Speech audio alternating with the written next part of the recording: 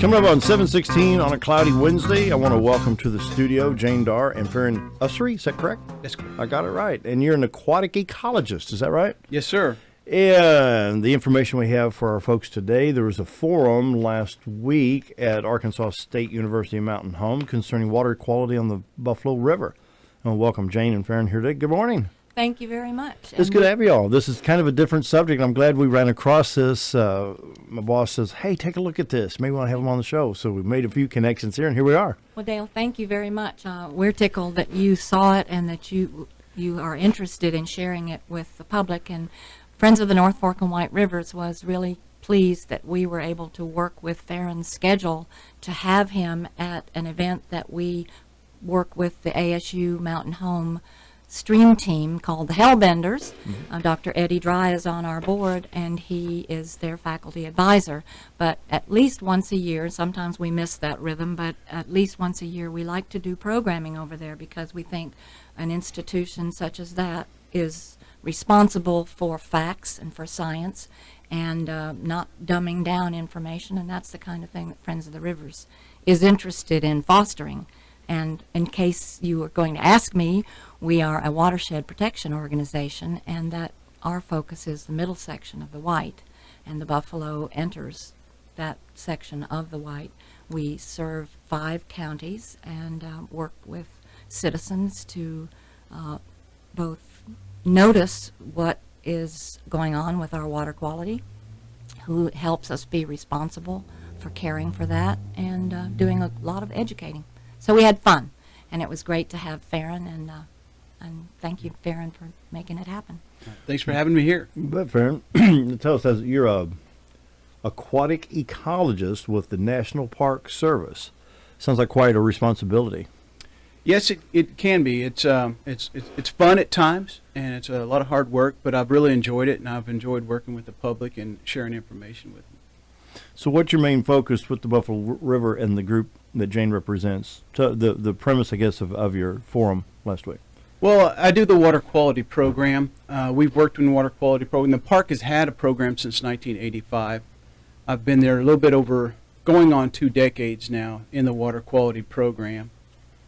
So as an aquatic ecologist, I'm an environmental scientist, and what environmental science deals with is, how people interface with the environment, how they share that environment, and how they may impact that environment. So I'm more of, my role is to find out what's happening using science and report that back to the public. Now, I've had several reports, and of course we talked about, what was it, the White River Blue Way designation. We fought that because of some of the crazy stuff in the law. I'm the type of person that, no, I don't want to see motor oil dumped in the rivers, and I don't want this, but I don't see where having cattle within 100 feet or something like this. We got to keep the fertilizer out of it. You know what I'm saying? We got to keep it nice. We got to keep it fresh, but we can't damage it. So where's that fine line? Well, you've got to realize that, as people come to the park, they come to enjoy it. Our role there is to provide an access to a beautiful river for their benefit and enjoyment. And so as they come with that enjoyment, they come with coolerfuls of food, to be able to enjoy that. Yep. And so we want to reaffirm that we are not against farmers. We're not against agriculture. These things are a direct service, the 3 things that all people need, and one of them is food. And we don't want to come out in any way against farming, against agriculture. We want to affirm that, and we're not against confined animal feeding operations or CAFOs. If you got to realize, I had 2 eggs and toast this morning before I got here. Those eggs were produced in a CAFO. Really? Yes, they were. Most of your food, your chicken, pork, eggs, all produced by farmers in these confined animal feeding operations. And so, particularly, the Park Service is not against that. National parks are a unique experience, an experiment in conserving land for the public use. most parks in Europe prior to the establishment of the National Park Service system were owned privately, and the public wasn't allowed. So only in America do we have this experiment with national parks where the public is set aside for their benefit enjoyment. It's quite a unique thing. Yeah. But if the value for which it was set aside is degraded, then the point of having the park in the first place is nullified. What's the greatest damage that visitors to the park can do? Let's say that we take things for granted. A Coke can, plastic wrapper on a bologna sandwich, maybe a peanut butter jar. We take that. I mean, it's something we just throw in the barrel, but a wind may come up and raise the wrapper out and it winds up in the river. It upsets me when I see a can floating down one of the rivers. Well, now, how damaging is it? I mean, that's a very difficult question, because as people access the river, we provide toilets and access for them to use a restroom before. But if they're on an extended day trip, they're going to have to rid themselves of human waste in some regard or another. It's very hard to measure because there are certain zones where we have more recreation, and there's no point sampling there. It's a very non-point source. It's diffuse. Modifying people's behaviors, if they're using the restroom on a gravel bar that does not have an active soil to decompose that and reassimilate that into the biology of plant material, then it's free to get in the water quality, and it's free the next flood to be reintegrated back into with the bacteria that comes from humans. And so one way to curtail that is to educate them at the put-in, going like, if you're going to use the restroom, get up out of the gravel, get on base soil, use, conservative methods that way. Sure. Wow. I'd like Sure. to ask Yeah, you Faron, to what degree were you all doing water quality monitoring in the tributaries to the Buffalo and then on into the White in that time between 85 and where we are now? Are there segments that there were particular interests that you were trying to capture? Right.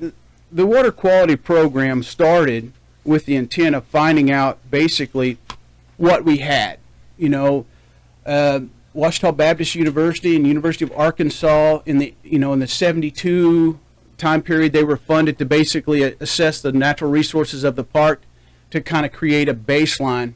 And the result of that in 85 was the series. We have a cooperative agreement with Arkansas Department of Environmental Quality, a partnership where we collect the samples, we send the chemistry off down to them, and they do the chemistry, and I send them their data and they send us ours. But the tributaries, we have 32 sites, 9 on the river, kind of equally spaced between the upper boundary and the White River.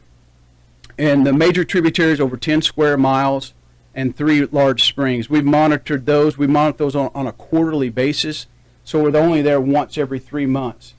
So at that low frequency of sampling, it's very crude general trends that we're looking at for those tributaries. Well, may I ask you, what is the responsibility that you feel you have either to ADEQ or ADEQ to you for verifying the science and acting on the outcome? Well, the Clean Water Act through the federal government is implemented by EPA, which goes to ADEQ, and they implement the Clean Water Act for the state of Arkansas.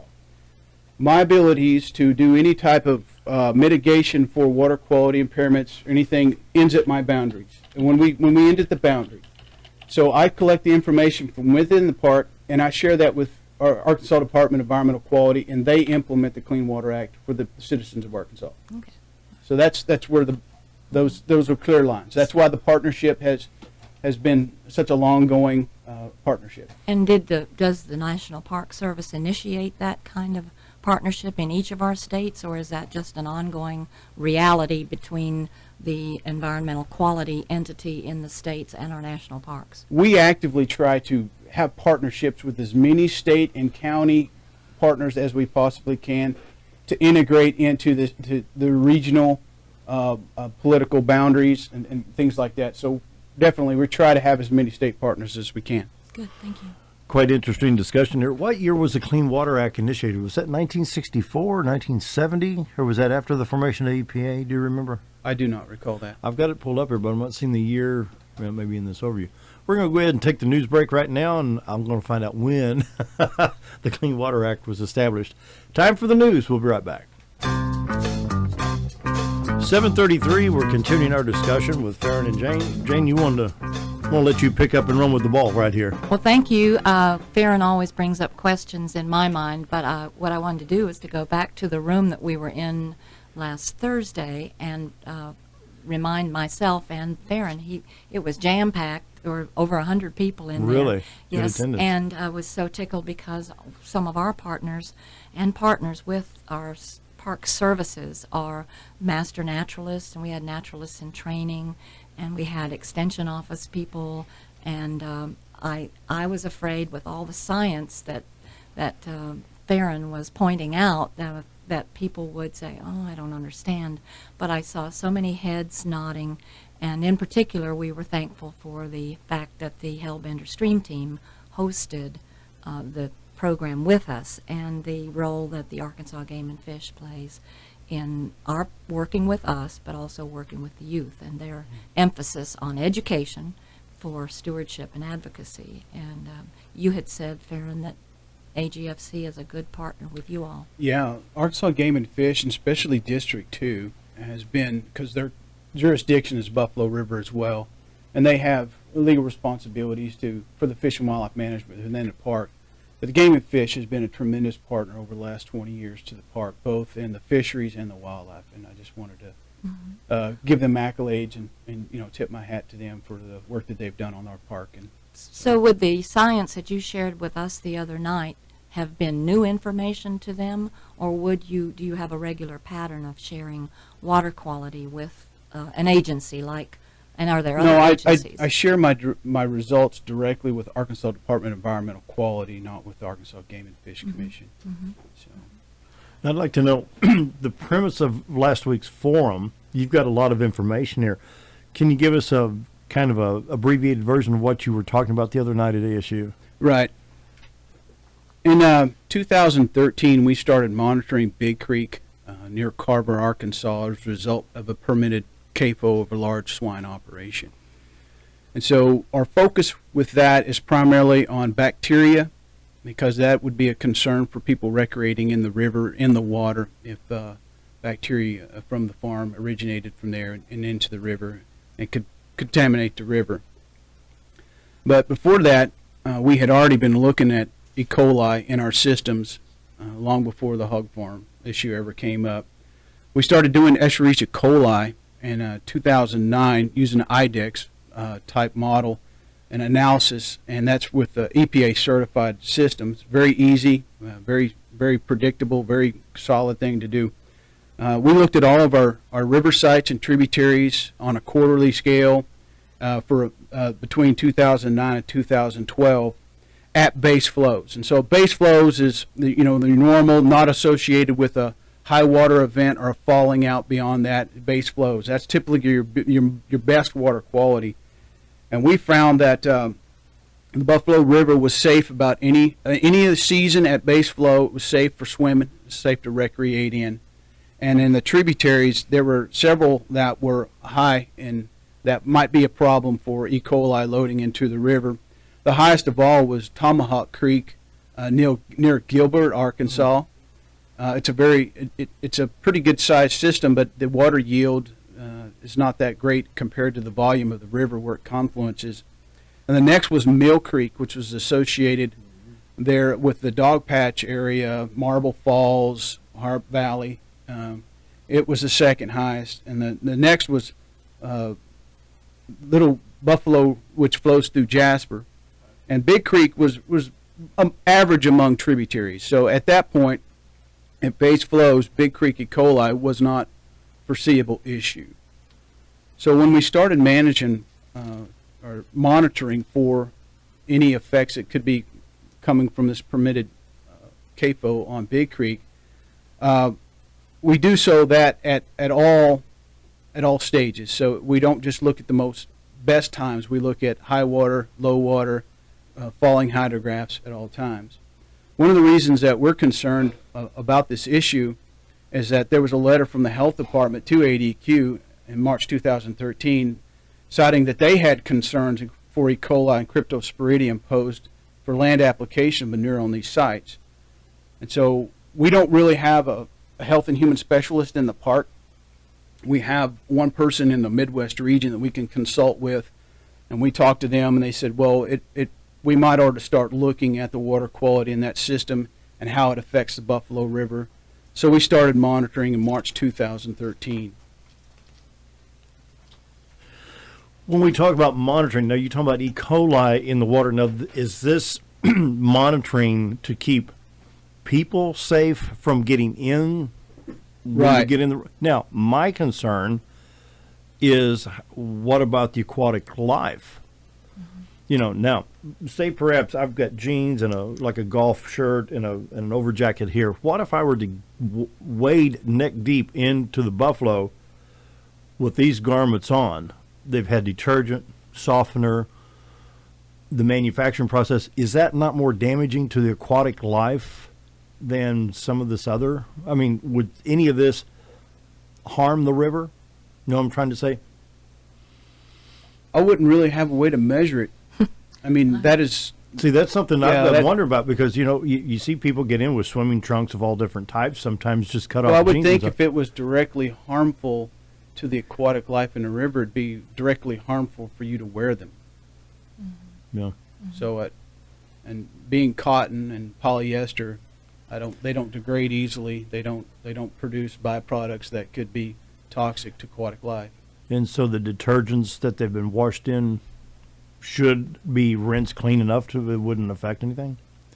I would think so, but you also got to realize that the volume of the river versus the number of people immersed in the river at any one given time would be fairly Yeah. minute. Now, what about pollution?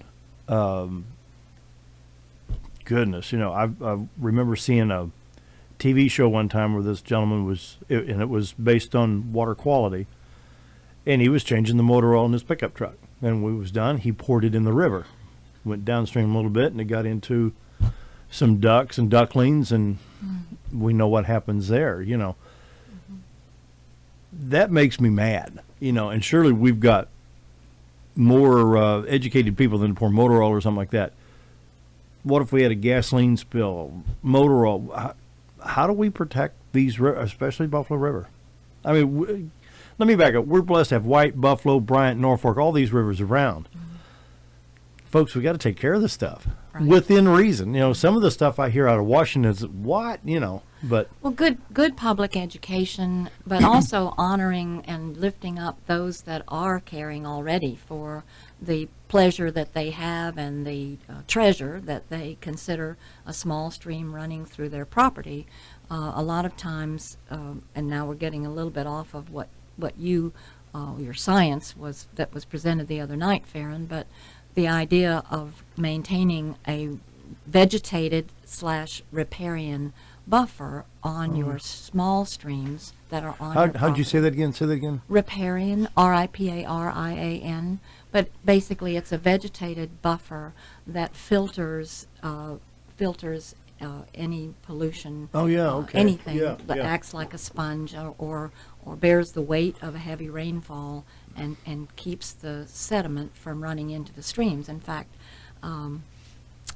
it may not be the largest trivia question that you need to retain this year, but I think that's a good question. 2015 is 2015 is the year of the soil, and I thought, good for a watershed organization, we're going to keep the soil underfoot and out of the water. But back to the science, Faron. Well, I want to bring back focus on the intent of Buffalo River. We were created in 1972 for the purpose of conserving and interpreting an area containing scenic and scientific features. But the main thing I want to bring about our mission statement is for the benefit and enjoyment of present and future generations. So I have to account for, if you was to come to the river and to use it, I have to figure out how you're using it, if you're impacting it, not to curtail your usage, but to educate you on how you're impacting it to where you can modify your behaviors. But if the public no longer sees the park as a benefit and they can't derive enjoyment from it, we've failed in our function as a service. What if we changed it from benefit to a treasure? Well, Wouldn't we appreciate it more and want to take care of it? Now, I'm not saying you're. well, this is our direct mission from Congress. This There is you the go. area of operation from which I have my authority Yeah. to serve the public. And Faron, last Thursday, you shared some numbers about the economic value of the park, and I wish you would say some of that Oh again. wow, forgot about that. Because it's Reading that, I'm gonna bring up Buffalo River here on Google and see. it's staggering. But the numbers of people that come and visit and share and then go home. Yeah, there was a study done by Michigan State, and I'm looking through here. It was done in 2010, and it looked at the economic benefit on local and regional communities around national parks. And specific to Buffalo National River, we average about 1.5 million people a year. $47 million is generated in the regional economy. How many? 47 million. Wow, that's good. But what was coming from the outside, non-local sources, was $41 million. So this is the economic generation that the Buffalo River has in northwest Arkansas. This is the kind of funds that come in from the outside of the area that's taxable by the state, it's taxable by the counties and the cities where they buy things. So this is, the park not only has an enjoyment of itself, of the beauty, the natural wonder, but it has an economic stimulus factor to northwest Arkansas as well, which shouldn't be underrated, because if people feel that the river is not safe to swim in at any given point, I mean, we're not going to lose all that, but we're going to lose some of it. And, you know, there needs to be some sort of cost-benefit analysis Yeah. of what might we lose if the water quality is degraded. I pulled this up on National Park Service. Established in 1972, the Buffalo National River flows freely for 135 miles and one of the few remaining undammed rivers in the lower 48 states. It is How can we unique. keep that intact? It is unique in the southwest or southeast United States for sure. Has there ever been an attempt to put a dam on the Buffalo? Oh yeah, that was there was going to be a series of dams on the rivers as similar to the White. It was going to be a regulated system just like the White, but people insisted that it stay free and wild and uniquely Ozark. In fact, is that not one of the primary achievements of our Ozark Society itself? And a man whose name is Neil Compton saved the buffalo. Yes, that's true. Interesting. We need to take a quick break. Sean Hannity and other good things. We'll be right back. Coming up on 7:51. Give the microphone back to Faron and Jane so we get as much information out as we can. And Faron, you've got another graph you need to go over here, going back to the forum from ASU. Right. People are interested about our monitoring on the confined animal operation downstream on Big Creek. Again, we started in March 2013, and we've monitored. We take basically 5 samples over a 30-day period, so every week we're out there taking samples. The two systems, the time of year, spring is when you have the most runoff, and so it's where the land integration, the land use within the watershed is most prevalently and most easily be able to measure within the stream itself. So the 2 water years, the 2 springs we have a comparison is 2013 and 14. If you all remember last year, 2014, we had a particularly rainy spring, went all the way into summer, had a nice cool summer. 2013, we didn't have that much rain in the spring, so the 2 seasons themselves were quite different in runoff patterns. So our results, when we looked at this geometric mean, 126 is a standard for Regulation 2 for the Clean Water Act for ADQ's Regulation 2. And at no time in March or in the spring of 2013 did we get above that standard for geometric mean. Manure application started sometime in December 13, early January 14, something like that. And then the next spring, we got a huge increase. Big Creek and the Buffalo River below Big Creek had a geometric mean for 2 months. Beyond that, for recreational contact and swimming. The river had, in 2014, was almost a month itself above Big Creek. So it was a particularly active runoff season. And we wanted to ask a question, well, is Big Creek outperforming other tributaries? Was this spike in E. coli that we've seen just a function of the general land use pattern in the watershed, or was it unique to Big Creek? So, and we added in October of last year, we added the Little Buffalo, which is the tributary or the watershed right next to Big Creek. And then for our natural, we looked at Buffalo River below the Upper Buffalo Wilderness area, our most natural.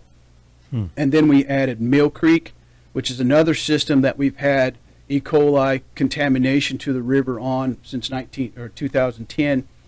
And it's been pretty much throughout the winter very low in E. coli in all those sites.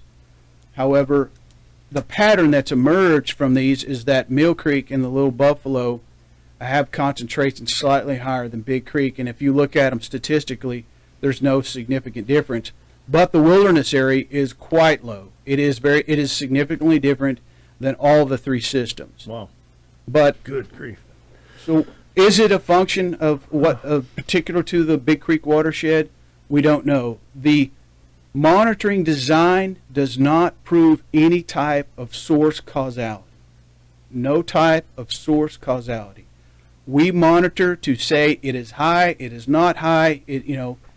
What we're trying to do is come up with a way to monitor to where we can inform the public of the risk they may or may not have in recreating in the Buffalo River, and trying to determine, is this thing a threat to the existence of the park as far as how people benefit and enjoy the park when they come for water-based recreation.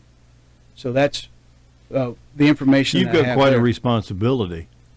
Well, we're monitoring trying all the tributaries and making sure that the now. The other tributaries that we monitor on a quarterly scale, you can't really compare to the weekly samples because of the intensity of sampling. You'll get a different picture. If you try to, you can't make a direct comparison. That's why we've added the Little Buffalo River and Mill Creek, and then the Upper Buffalo out of the wilderness area on the same sample frequency, where we can directly compare how those watersheds are producing E. coli concentrations and how that could affect the river. Amazing. Amazing. Just amazing. We've got one more minute left before the theme song hits, and we got to end the program. Final thoughts from both of you folks. Well, one thing, Faron, I wanted to say thank you for saying that you would share your scientific presentation that you gave, and you have sent it to Friends of the Rivers,